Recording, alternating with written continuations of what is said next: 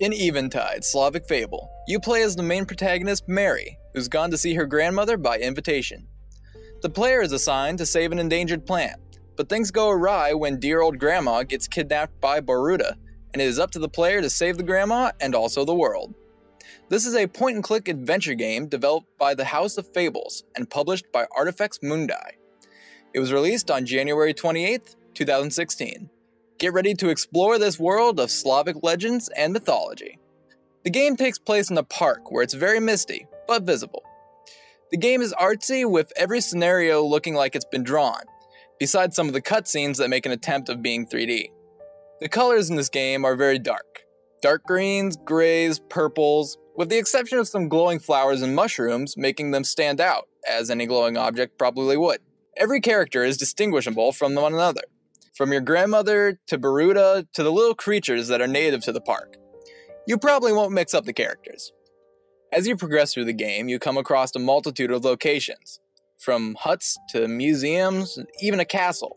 The locations are very different from one another, and you'll always know which is which. With this game's harp-like soundtrack, it's not hard to feel like the music is setting up a mysterious and mystical mood. The music generally stays the same unless an important event is happening, or you're doing something heroic of sorts. There are audio cues for just about everything you do, whether you're walking, opening doors, doing puzzles, you name it. Almost all of the characters in the game are voice acted, each sounding different and unique to the character. Pointing and clicking is just about the only thing you do as you play. You click on areas to move, and click on spots that you want to inspect. There is more to just walking over and inspecting areas. There are puzzles galore that are connected to just about every aspect of the game. There are hidden object puzzles, matching tiles, untying knots, and etc. There are a lot of puzzles and they can come at any time, from investigating a table to making an item and so on.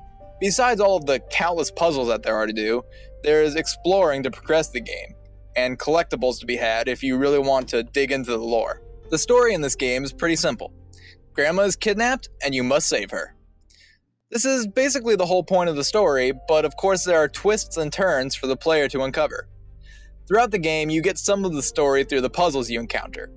They give you an understanding of the world in the game, as well as Boruta, plus so much more. There is also an endangered flower that you must find in order to ensure its survival. It actually plays a pivotal role, and you see why as you progress through the game.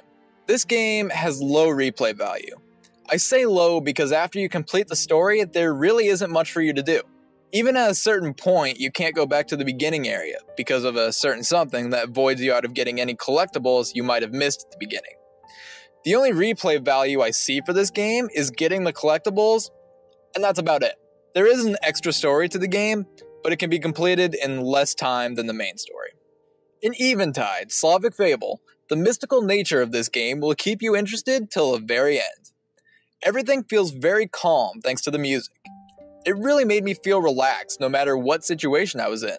The game's mysterious, magical, and mystical vibe gives me some interest in this Slavic Fable world. From the potions I was making to the characters I came across, it was always nice to see such detail and design in the world. The voice acting was a bit stale from everybody's part. Not as much from the main protagonist, but at times the dialogue was just lame and even unbearable to hear. The puzzles were terrific in design, difficulty, and uniqueness. The puzzles were just always a joy to do. Although towards the end the puzzles kept coming in more and more frequently, to the point where I felt like the developers just put it in to squeeze out more gameplay than it should have. But nonetheless, the puzzles were always welcome. Overall, I enjoyed the shadowy art and the puzzles, and I recommend it to anybody who likes point-and-click adventure games, especially uniquely designed puzzles and are interested in Slavic mythology. Eventide, Slavic Fable is available for $10 on the Steam store. Thanks for watching, Keen Gamers. Please like and subscribe, and remember to check out our channel for more reviews, let's plays, and weekly giveaways. Also, visit us at KeenGamer.com for all of the latest gaming news. Stay keen, Keen Gamers!